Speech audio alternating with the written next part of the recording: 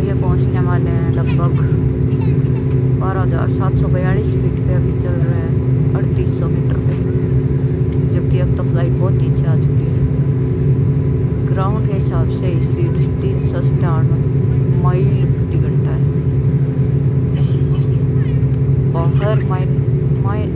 बाहर 4 degree temperature